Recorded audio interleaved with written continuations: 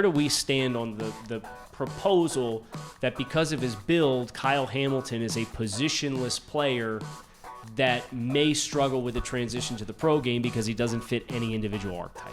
TDN's number one overall player. Probably a hot take for some. Don't think it's a hot take for anybody here.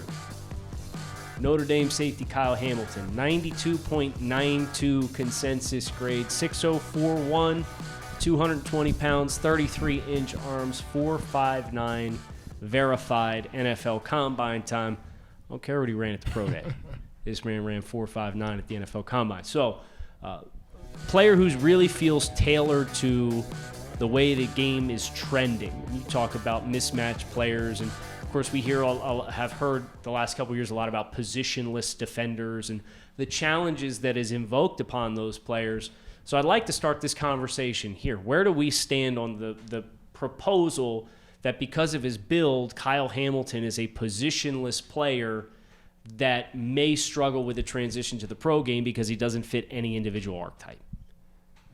That's what makes him exciting, is because you can use him everywhere on the defense. If you want to play him in deep alignments, play him in the box, play him in some man situations in the slot, he can do all of that for you. And when you have an offense that's attacking you, trying to find weaknesses, trying to stress you with pace and space, a guy like Kyle Hamilton is that type of neutralizer. And you see that on tape at Notre Dame. You see ball skills. You see a guy that can trigger from 15, 20 yards off the ball and come down and make plays in the run game. And so if you want to go cover two, you want to give them lighter boxes, this guy's going to come down and be able to get rid of that -1 that you have on defense because he can trigger and fill so well. And so, you know, the conversation around Kyle Hamilton has been all over the place, but when you just kind of bring it back to the skill set, what he can do, what he can mean to an NFL defense, you should get really excited because he is that counterpiece to the way NFL offenses are trying to attack defenses. Completely agree with Joe. And he's a high football IQ guy.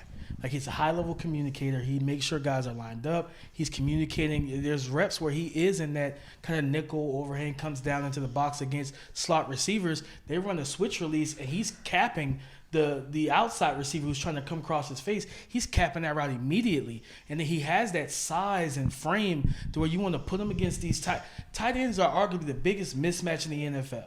You either need somebody that's athletic enough to run with them and big enough to attack them and play with them at the catch point. So he has all of that, right? I'm not really concerned about his 40 time either because I see him move fast enough. And he also is a high-level processor, and his instincts are good. So are we worried about the 40 time, or is he instinctively ahead of the game where he's, okay, I see this happening before it happens, and let me get to my spot? And that is something that you can't quantify, but that's something that is extremely valuable, especially at a defensive back or, you know, just a defender position altogether.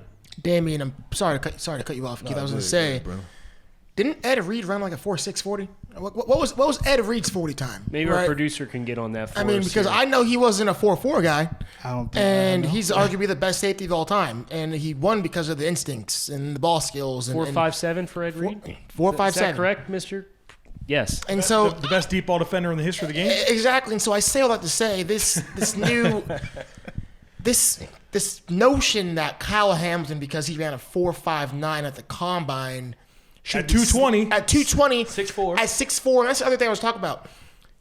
For a longer, taller guy, for him to get up to speed, it's different than a guy who's, 6 feet, who can be a little more sudden, they'll be a little more explosive initially.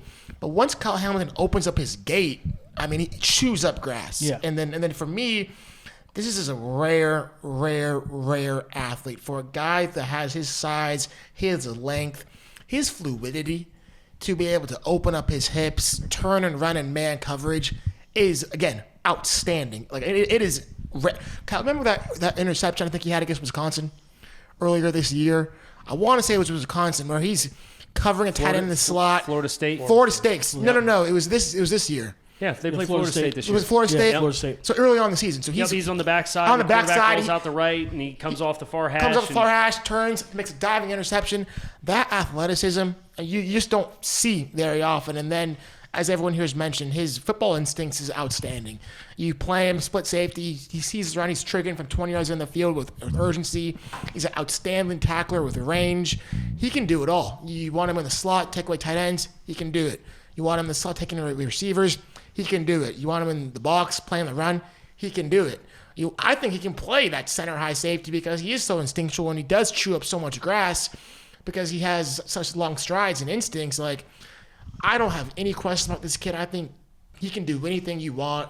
I had him as the number 1 player in this draft, and people like to say, "Oh, you don't draft safeties high, position value and things like that." Oh, Derwin James didn't go drafted until 17. Derwin James didn't get drafted until 17 because he was injured his entire time in college. If Derwin James is healthy, he was going to be a top 8 pick. And so I don't buy the you can't take a safety in the top 10. When he's Kyle Hamilton, you can. And so I just think he's a can't miss player. You ask him to do anything, I think he's going to do it at a high level. Well, 33-inch arms too. Yeah. So you're talking about, if he's in a pedal and he's got a transition, that transition time is going to take a little extra. Yeah. There's only like 2 safeties on this board, and we're not even done finalizing the board, but I guarantee you there's only going to be 2 or 3 safeties on this board that are within 3/4 of an inch of 33-inch arms. As far as influencing at the catch point, influencing receivers, I don't have to be as tight to your body to impact you if I have that much more length than my counterparts at the position. So I think that length is important. I think it shows up in his tackling when he's coming downhill into the box. He'll go from 12 yards of depth to making a tackle at the line of scrimmage by the time the running back unimpeded comes through the mesh point and fills. The downhill stuff for him is blink and you'll miss it. Downhill range. Right. So, if you want to play him in single high post, you may have to live with, hey, if the QB is going to sit out here and throw dots outside the red line, out the outside shoulder, 40 yards downfield, he might not get there. But that's typically an uncoverable throw anyway. Didn't he jump 38 inches? Yes. So His explosives were great. It was literally just, I think the expectation for Kyle Hamilton based on this is a generational safety talent, the expectation was 4.4 flat or something like that. But every other, all his other tests were like 85th percentile. Not only that, it was because of the film, right? Yeah. We thought when they talk about that play when he's on the backside hash and then run 20 yards across the field to make a diving interception, you would say this guy has to run a 4.3, right? And he came from all the way over there. Yeah, that was fast. Then that's how you did watching it. So, man, I wouldn't question it at all because we're talking about tenths of a second, right? So if you have a safety who runs a 4.2 or 4.3, but it takes him an extra 0.2 of a second, he runs a 4.5 now. Right? And that's the same thing with Kyle Hamilton. Yeah. So I never questioned it on film, so I'm not questioning it now. I think this is a flat-out football player. We talked about versatility. The only position I may not put him at is that interior defensive line.